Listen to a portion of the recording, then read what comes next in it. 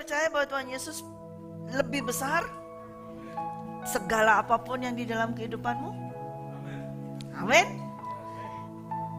Juga bisa mengalahkan segala keinginan, perasaan. Amin. Harus. Kalau saudara bisa menyanyikan bahwa Yesus terlebih besar di dalamku, di dalam kehidupan saudara, berarti dia harus bisa lebih besar daripada segala keinginanmu, segala kesukaanmu, segala hobimu, segala apapun cita-citamu. Kalau kita mau berjalan bersama dengan Yesus, tentu dia harus lebih besar dari segalanya. Amin. Ya, kita walk in habitual fellowship with the Holy Spirit. Ya. Terus kita harus sampai kapan? Sampai Tuhan Yesus menjemput kita.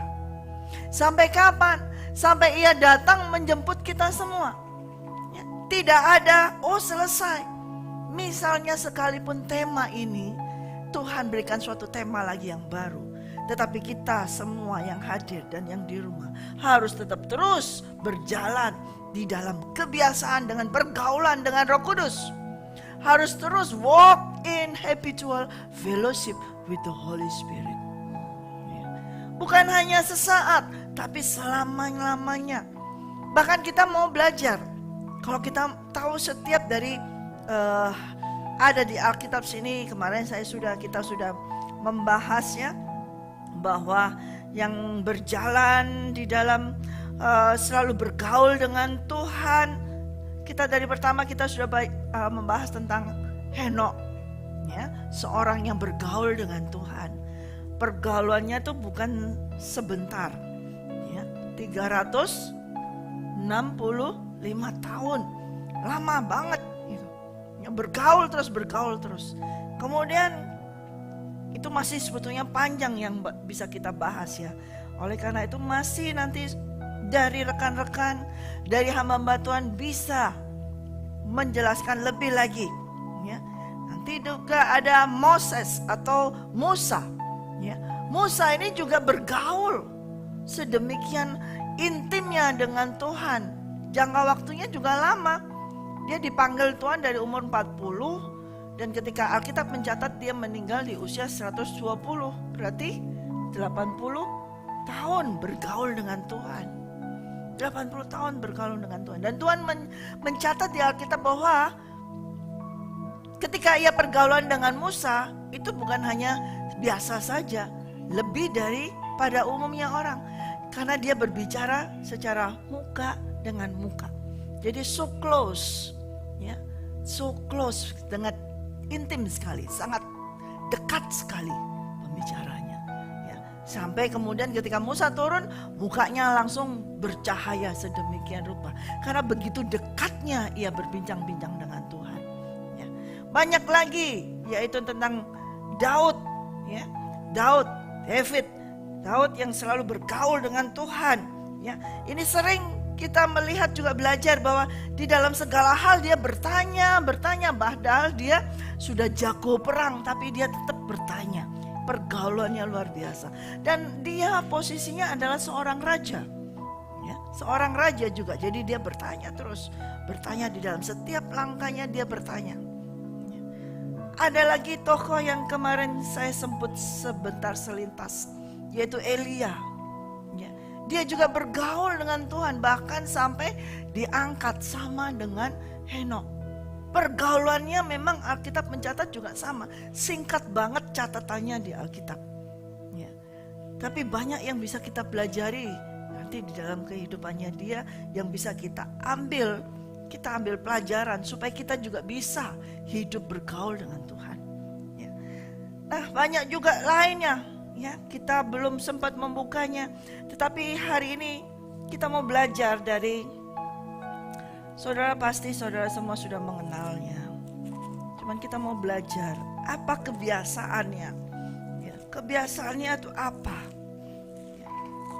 Mungkin dan saya percaya setiap orang sudah mengenalnya, sudah mengetahuinya, mengenalnya. Tapi kebiasaannya ini jarang diungkapkan. Kebiasaannya ini yang jarang disampaikan. Ya. Hanya selintas saja, tapi apa selanjutnya? Ya. Coba kita buka di dalam Lukas 4.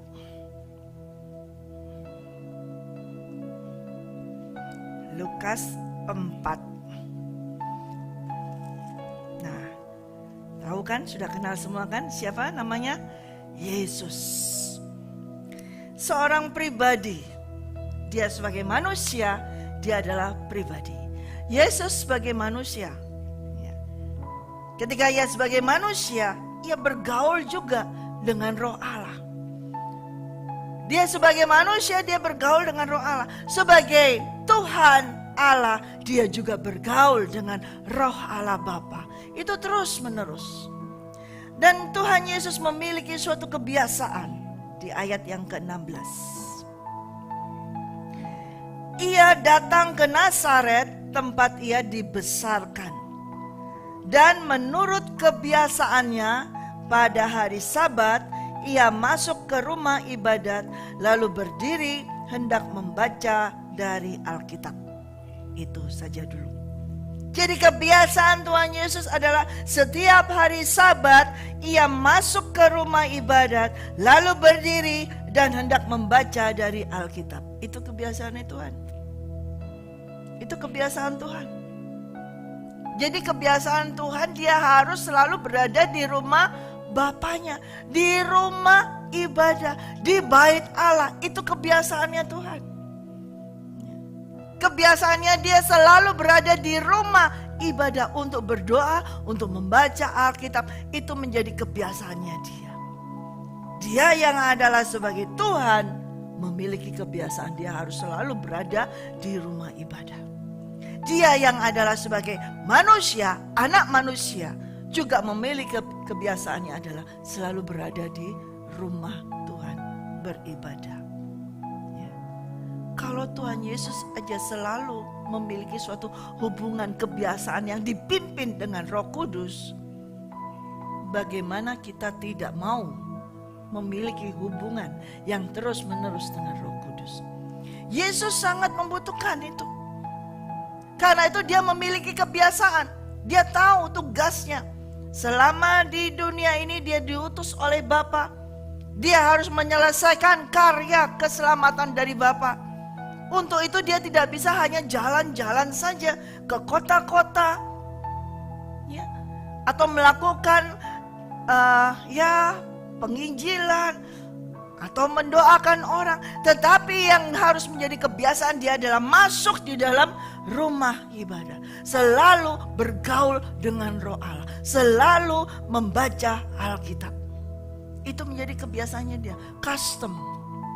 Kebiasaan itu custom. Dan itu terus menerus. Selama dia punya tugas di dunia ini, dia memiliki satu kebiasaan yang tidak pernah dia escape. Tidak pernah dia skip.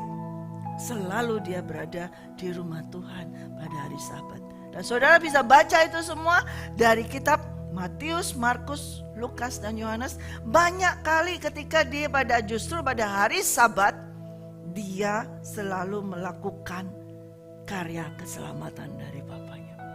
Karena dia setelah membaca firman, dia melakukan firman itu. Ketika dia sudah membaca firman, dia lakukan itu. Ya, selalu ada kesembuhan pada hari Sabat.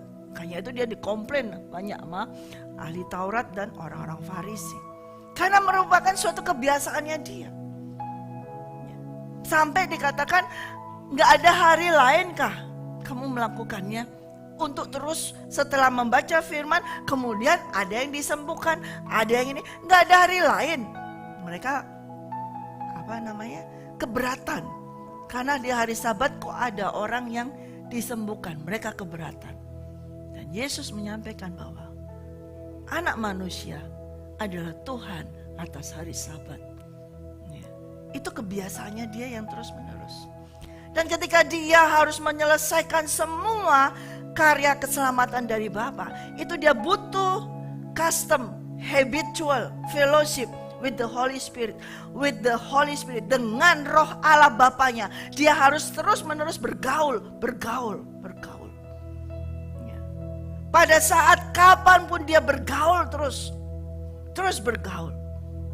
Nah itu dia memberikan contoh bagi para muridnya.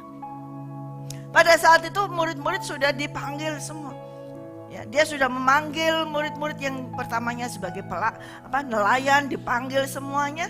Dan mereka juga mengikuti Yesus, mengikuti customnya Yesus. Mengikuti terus.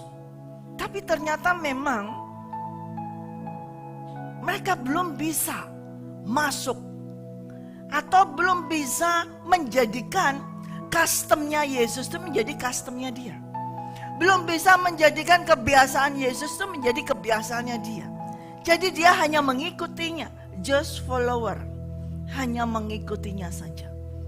Ya, Yesus ke rumah ibadat, diikuti sana. Kemudian Yesus membaca, mereka juga ikut membaca. Hanya follower, hanya mengikutinya. Kenapa mereka hanya mengikutinya? Saya katakan kenapa, kok bisa tahu dari mana? Karena terbukti ada beberapa peristiwa mereka tetap tidak percaya kepada Yesus Kristus. Kalau itu customnya Yesus, kebiasaannya Yesus berada di rumah ibadat dan membaca Alkitab, itu menjadi customnya murid-murid ini. Pasti ketika mereka mengalami waktu mereka naik perahu bersama Yesus, ketika ada angin ribut yang luar biasa, mereka tidak akan panik, mereka tidak akan takut. Karena mereka seharusnya sudah terbiasa mengikuti kebiasaan yang Yesus lakukan, yaitu selalu membaca Alkitab, selalu berada di rumah ibadat. Tapi terbukti ketika ada angin ribut yang luar biasa, mereka gentar, mereka takut, ketakutan. Dan Yesus, karena Yesus sudah terbiasa, dia bisa dengan tidur dengan tenangnya. Karena dia sudah memiliki apa? Hubungan habitual fellowship with the Holy Spirit. Tenang. Dan dia tahu angin ribut itu tidak akan bisa menenggelamkan perahu ini. Tapi murid-muridnya enggak. Mereka tetap tidak percaya. Padahal mereka terus menerus mengikuti kebiasaan daripada Tuhan Yesus. Jadi saudara, ada perbedaan. Only just follower atau betul-betul engkau mengikuti Yesus. Hanya sekedar follower atau betul-betul mengikuti Yesus. Kalau mengikuti Yesus berarti harus mengikuti segala apapun yang Yesus lakukan, itu diikuti. Termasuk kebiasaannya Yesus, itu menjadi kebiasaannya kita. Amin. Itu adalah mengikuti Yesus. Tapi kalau follower belum tentu. Follower itu hanya ikut, ada di mana, oke, hadir ada di mana. Tapi kebiasaannya belum tentu. Coba saudara bisa lihat ya. Misalnya saja artis top, saya tidak sebut nama. Ya, kemudian dia hadir, ada konser di negara mana. Pasti followernya atau semuanya ikut mereka ke sana. Lihat waktu konser di panggung, ikut semua, tidak mau ketinggalan, sampai berjubel-jubel ada di depan, ikut semuanya. Tapi mereka tetap tidak bisa mengikuti kebiasaan daripada artis tersebut. Kebiasaannya apa? Bagaimana dia latihan di rumahnya, nyanyinya latihan, lagunya latihan. Mereka ini follower tidak akan bisa mengikutinya. Jadi mereka sebetulnya tidak bisa dikatakan follower. Kalau betul-betul asli art dari kata follower, itu mengikuti setiap jejak langkah, mengikuti semua aktivitasnya, itu adalah follower. Dan kita mau jadi followernya atau menjadi betul-betul mengikuti Yesus. Kalau kita mengikuti Yesus, memang kata-katanya dalam Yesus, follow me. Tapi mau hanya sekedar follower. Amin, amin. Hamba Tuhan pendeta berkata, amin, amin. Puji Tuhan, puji Tuhan. Haleluya, haleluya. Itu ngikut seperti itu. Tetapi imannya apa? Betul-betul mengikuti, berkata amin, berkata puji Tuhan. Nah, ini terbukti murid-murid. Dia mengikuti Yesus, tetapi tidak bisa mengikuti kebiasaannya Yesus. Belum bisa. Pada saat itu murid-murid belum bisa mengikuti kebiasaan Yesus. Datang ke ibadah ikut. Sampai membaca firman, melihat dia melakukan kesembuhan, melakukan menyembuhkan orang semua. Mereka ikut, mereka tahu itu semua. Yang buta melihat, yang lumpuh berjalan, mereka melihat itu. Semuanya mereka lihat itu. Tapi mereka belum lihat, belum mengalami angin ribut yang besar yang menggoncang dia, menggoncang sini. Tidak ada pegangan, mereka tahu kalau di daratan gampang, Mak. Ada tempat berpijak. Tapi di air gelombang seperti itu, tapi mereka lupa bahwa di perahu itu ada Yesus. Tetap saja mereka ketakutan.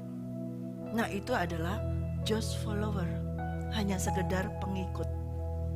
Ya. Tapi kalau engkau benar-benar adalah mengikuti Yesus, mau ada angin ribut, mau ada angin sakal, mau ada apapun, engkau tidak akan pernah takut. Karena engkau juga bukan hanya mengikuti, tapi mengikuti semua apa yang dia lakukan. Itu harus diikuti. Nah, sampai dia berteriak pada Tuhan, Tuhan tolonglah, kita binasa ini. Yesus yang lagi enak-enak tidur dibangun nih. Kita binasa ini, bangun. Tuhan, nggak nyadarkah kalau ada air sudah di perahu? Ya. Yesus tetap tenang, bisa tidur. Dan akhirnya Tuhan Yesus berkata ya, di dalam Matius 8, ya, ayat yang ke-26. Ia berkata kepada mereka, mengapa kamu takut, kamu yang kurang percaya? Lalu bangunlah Yesus menghardik angin di danau itu. Maka danau itu menjadi teduh sekali. Ya. Dan Tuhan berkata, kenapa kamu takut, kamu yang kurang percaya? Ada Tuhan Yesus di dalam perahu masih takut. Ya. Nah, jadi kita nyanyi, Yesus terlebih besar. Ya, terlebih. Di mana? Di yakin. Di dalam perahu aja takut kalau di dalamku, ya kan? Ini sudah ada Yesus pada saat itu, murid-murid Yesus di dalam perahu. Mereka masih takut. Apalagi sekarang yang kita tidak bisa melihat fisiknya Yesus. Di dalamku terlebih besar. Nah, ini penting. Kalau kita mengikuti customnya Yesus, dia bergaul dengan roh Allah Bapa. Yang di dalam Yesus adalah roh Allah Bapa yang maha kuasa. Roh Allah Bapa yang maha kuasa. Nah, ketika Yesus tidur di tengah angin badai seperti itu di perahu, dia tahu di dalam dia ada roh Bapanya yang maha kuasa itu. Angin sebesar apapun tidak akan bisa membinasakan roh Allah Bapa yang ada di dalamnya. Itu karena Yesus memiliki apa? Custom pergaulan. Ya, terus menerus dia tahu. Jadi dia tetap tenang tidur. Ya, kalau sekarang saudara, kita semua ada di dunia ini, masih ada di dunia ini. Kalau ada angin ribut, apakah tetap yakin bahwa Yesus terlebih besar di dalamku? Itu harus. Kalau memang kita selalu berjalan bersama dengan Yesus, selalu memiliki hubungan terus-menerus dengan Yesus, ketika ada angin badai, tetaplah yakin, percaya bahwa yang di dalam kita bukan yang kecil, tapi yang di dalam kita besar sekali, luar biasa besarnya. Amin. Ya. Ini contoh dari murid-murid yang sudah mengikuti Yesus tapi masih takut. Berapa kali mereka takut? Ini angin ribut yang diredahkan. Kemudian ketika waktu mereka ada di perahu juga, ya, ketika tengah malam, ya, kemudian Tuhan Yesus jalan di atas air. Mereka takut juga. Apakah ini benar-benar Tuhan? Apakah ini hantu atau Tuhan? Ragu. Pada saat itu mungkin tidak gelombang, enak-enak tuh anginnya, ya. Mereka lagi tenang seperti itu mungkin. Tapi tiba-tiba ada orang jalan. Dia mulai ragu. Serius ini Tuhan? Ini siapa ini? Hantu Tuhan. Ya. Mereka ragu-ragu, menjadi bimbang. Benarkah ini Tuhan? Sampai kemudian Petrus pun menyampaikan, kalau memang betul itu Engkau Tuhan, suruh aku jalan. Dan dia disuruh jalan oleh Tuhan. Dan Petrus berjalan 1 langkah 2 langkah. Tetapi tiba-tiba angin menerpa. Nah, tadi lagi enak. Lagi jalanan itu lagi, wah enak banget, smooth banget. 1 langkah 2 langkah tiba-tiba, wus, angin mulai ini. Mulai goyah, mulai goncang. Dan ragu. Dan dia jatuh. Tapi dia bersyukur masih bisa berteriak, Tuhan tolong. Dan Tuhan menolong. Tapi Tuhan tetap berkata, kenapa kamu bimbang? Kenapa kamu tidak percaya? Terus murid-murid masih belum bisa mengikuti customnya Yesus. Belum bisa mengikuti kebiasaannya Yesus.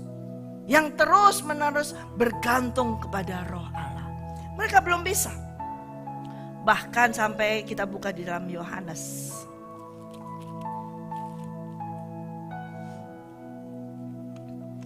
Yohanes 21. Kita buka di Yohanes 21. Saat itu Tuhan Yesus menampakkan diri kepada murid-muridnya yang juga sedang berada di Danau Tiberias. Mereka sedang mencari ikan, mereka sedang mau menjala ikan, tetapi semalam-malaman mereka tidak mendapatkannya. Semalam-malaman mereka tidak mendapatkannya. Kita buka di ayat yang ketiga. 21 ayat yang 3. Kata Simon Petrus kepada mereka, aku pergi menangkap ikan. Kata mereka kepadanya, kami pergi juga dengan engkau. Mereka berangkat lalu naik perahu, tetapi malam itu mereka tidak menangkap apa-apa. Ketika hari mulai siang, Yesus berdiri di pantai. Akan tetapi murid-murid tidak tahu.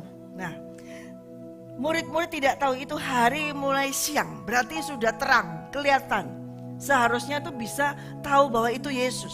Tetapi murid-muridnya tidak tahu bahwa itu adalah Yesus. Kata Yesus kepada mereka, hai anak-anak, adakah kamu mempunyai lauk pauk? Jawab mereka, tidak ada. Maka kata Yesus kepada mereka, tebarkanlah jalamu di sebelah kanan perahu, maka akan kamu peroleh.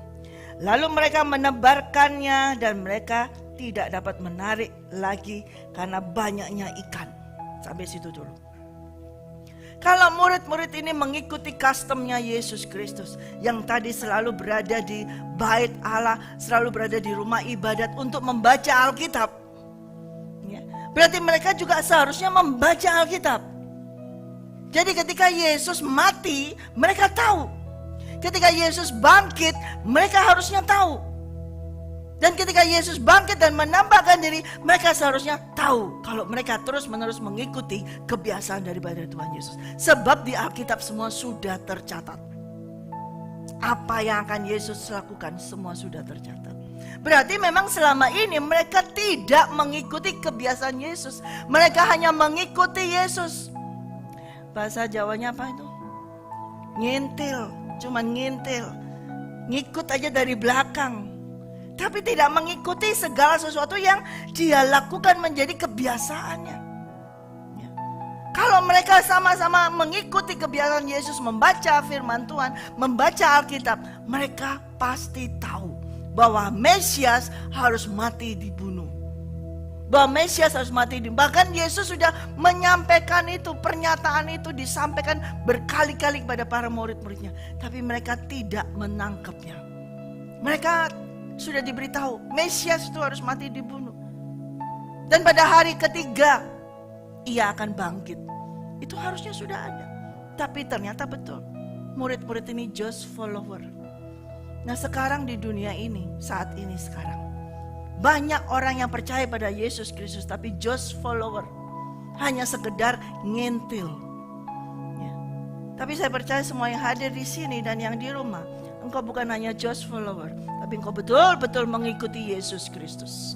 Dan mengikuti segala kebiasaannya, mengikuti segala customnya, ya, custom, gaya hidupnya, adat istiadatnya, ya, gaya kebiasaannya, budayanya, culture-nya, itu harus diikuti.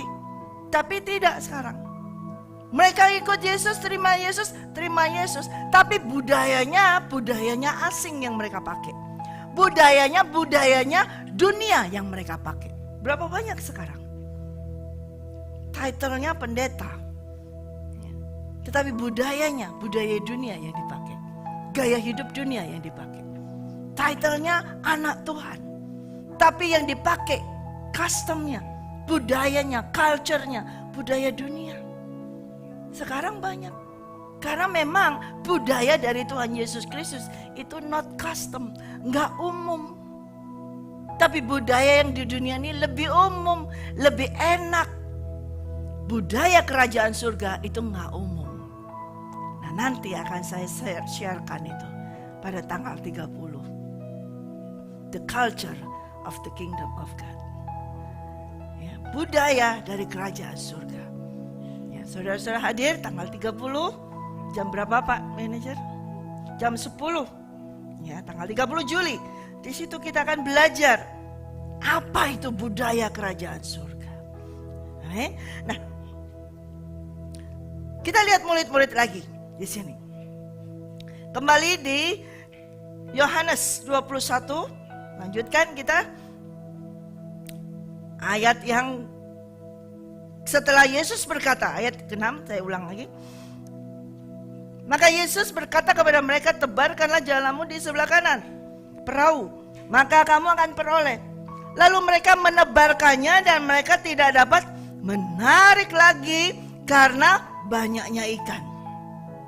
Maka murid yang dikasihi Yesus itu berkata kepada Petrus, itu Tuhan.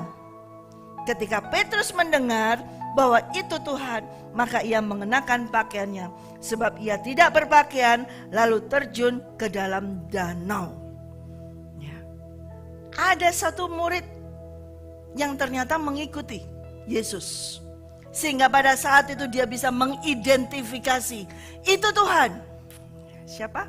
Yohanes. Ya. Petrus nggak tahu, padahal sudah dikasih aba-aba ke kanan. Itu nggak mungkin secara ilmu perikanan, apa? Ya, penelayanan, ya, ilmu penelayanan, jam yang siang kayak gitu, terus di darat hampir menuju ke daratan hanya sekitar 90 meter dari darat segitu, ya.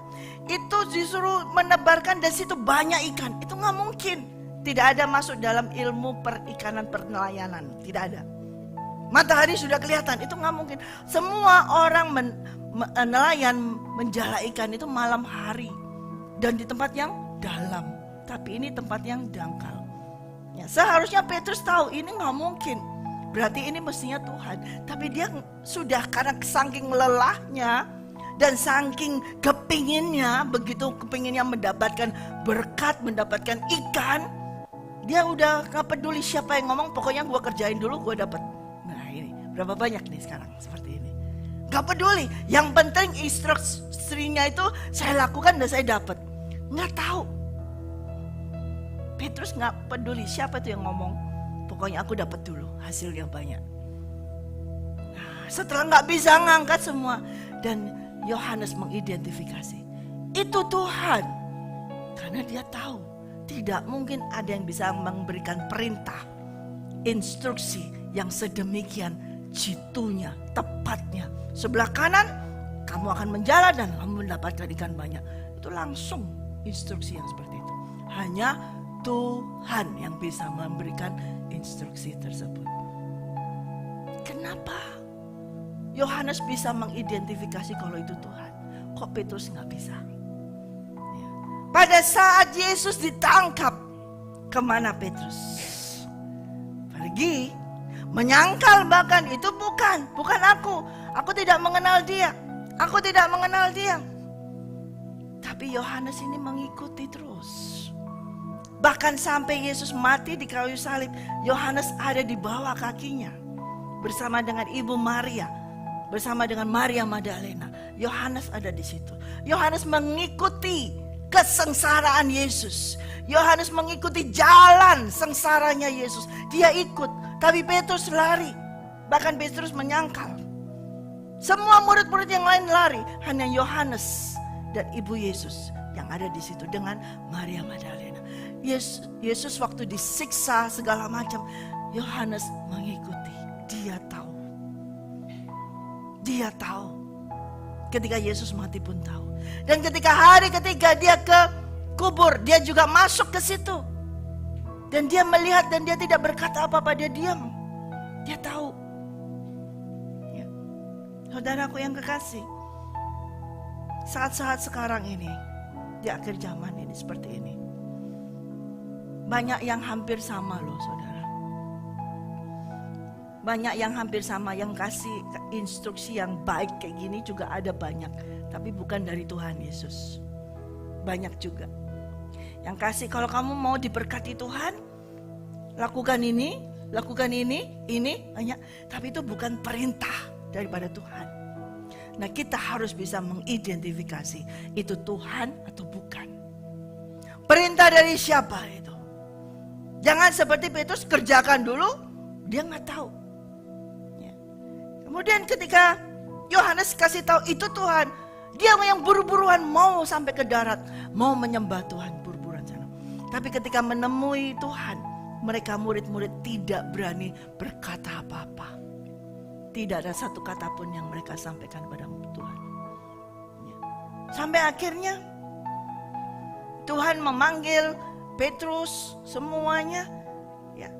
Nah, kita mau baca di dalam ayat yang selanjutnya. Ketika Tuhan sudah memberikan suatu pertanyaan kepada Simon Petrus. Ya, boleh deh kita buka di ayat yang ke-15.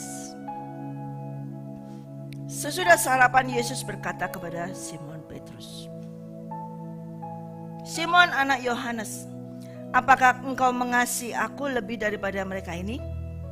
Jawab Petrus kepadanya, benar Tuhan, engkau tahu bahwa aku mengasihi engkau.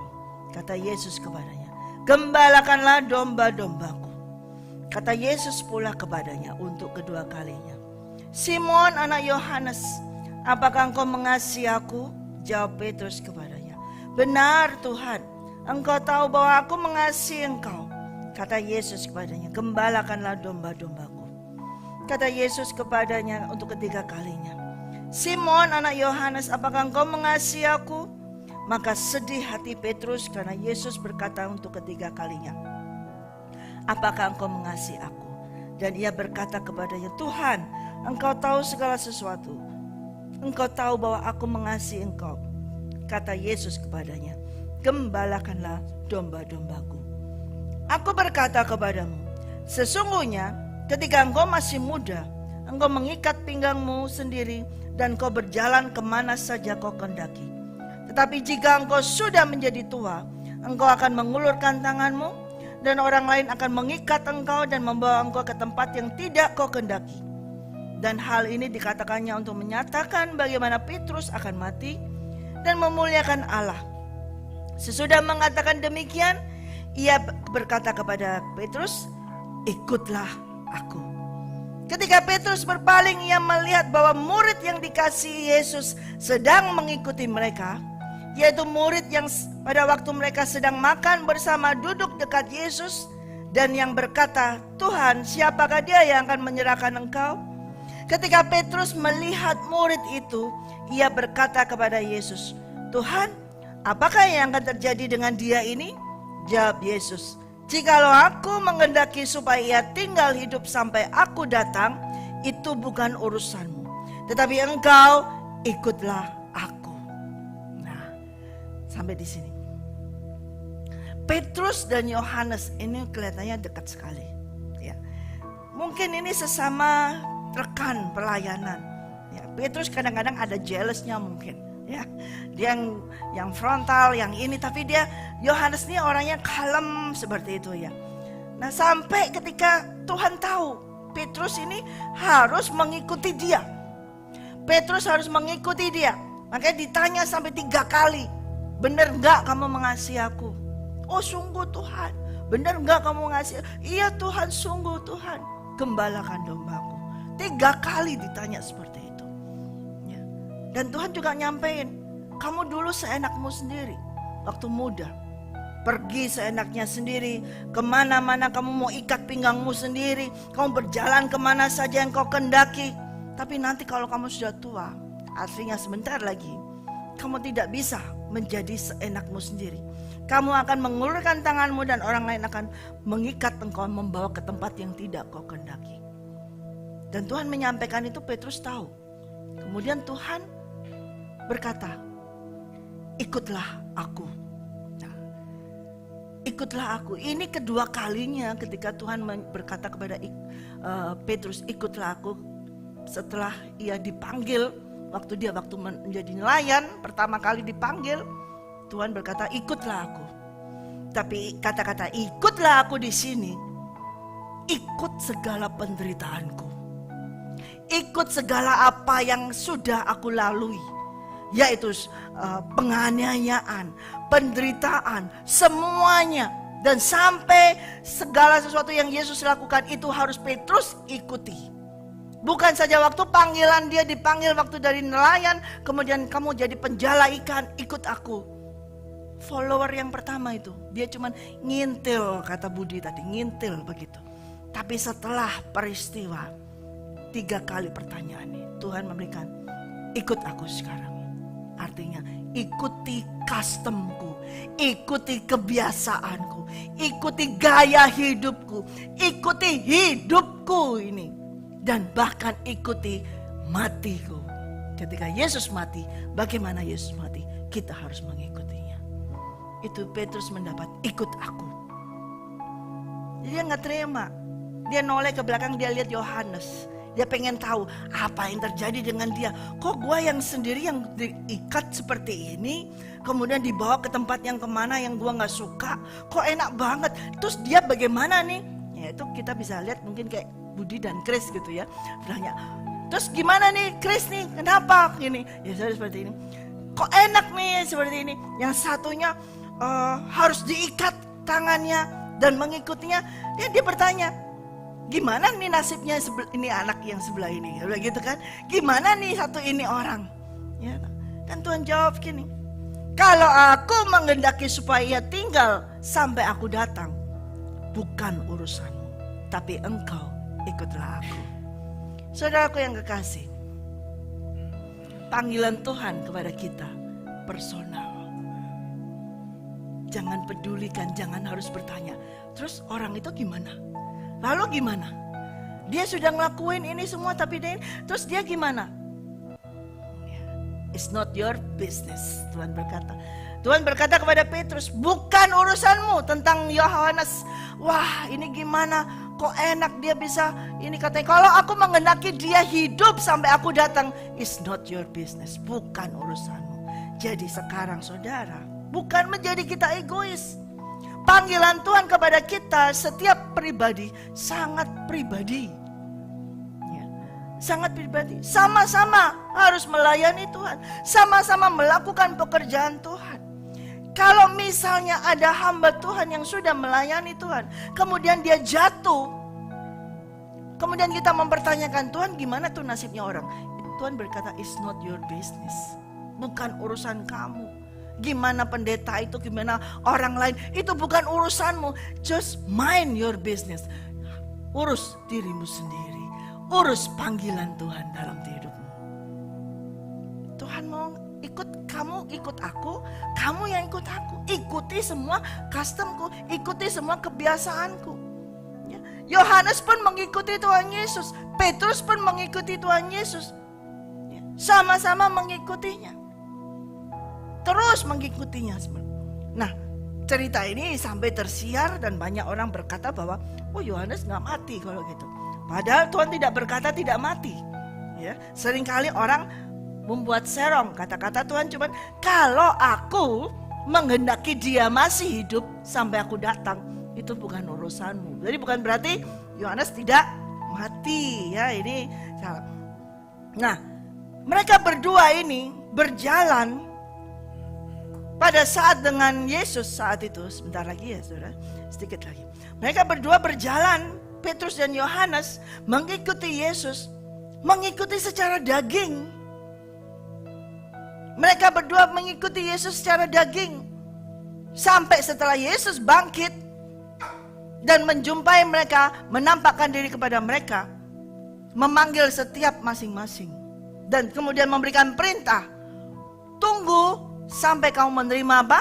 Kuasa dari Maha Tinggi, yaitu menerima Roh Kudus. Maka sejak itulah ketika para murid pada hari Pentakosta, Petrus dia berdiri dengan berani. Yohanes juga memberitakan dengan berani. Dan setelah Roh Kudus dicurahkan, Petrus dan Yohanes ia berjalan dalam roh. Tidak berjalan dalam daging lagi. Ia berjalan dalam roh. Terus mereka berjalan dalam roh. Terus walaupun halangan ketika mereka berjalan dalam roh semakin banyak daripada waktu mereka berjalan dalam daging. Ketika waktu mereka baru dalam daging saja, tidak ada yang menghalangi. Paling-paling lari, udah begitu aja. Tapi justru ketika mereka semua ini menerima kuasa Roh Kudus, menerima Roh Kudus, dan mereka menjalankan semua yang perintahnya, khotbah, menyampaikan, membuat tanda-tanda, ada orang yang sakit disembuhkan, semuanya memberitakan tentang Tuhan Yesus. Banyak sekali halangan yang mereka hadapi. Semakin banyak. Saudara, kalau kita berjalan dalam daging waktu mengikuti Yesus, nggak ada halangan. Tapi kalau ketika engkau berjalan dalam roh, dalam mengikuti Yesus, halangannya banyak. Di situ baru halangannya banyak. Dan halangannya nggak jauh-jauh. Halangannya di dalammu sendiri, yaitu kedaginganmu sendiri. Itu yang menghalangimu. Oleh karena itu Tuhan berkata, tunggu.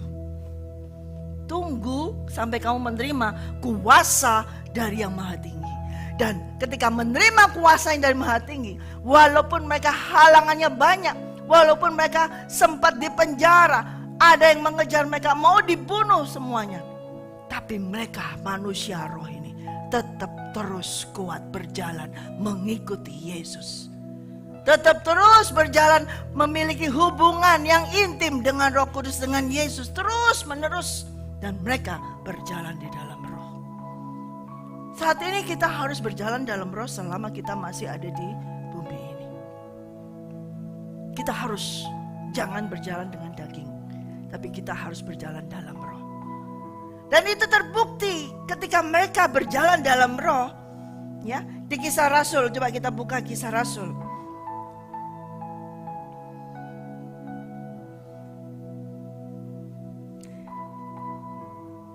Kisah Rasul 4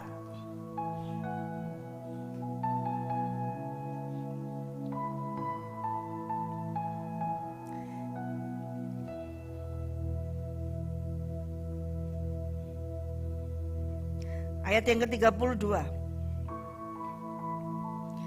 Adapun kumpulan orang yang telah percaya itu, mereka sehati dan sejiwa, dan tidak seorang pun yang berkata bahwa sesuatu dari kepunyaannya adalah miliknya sendiri.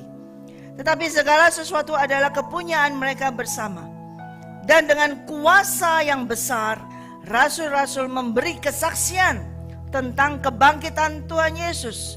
Dan mereka semua hidup dalam kasih karunia yang melimpah-limpah. Sebab tidak ada seorang pun yang kekurangan di antara mereka.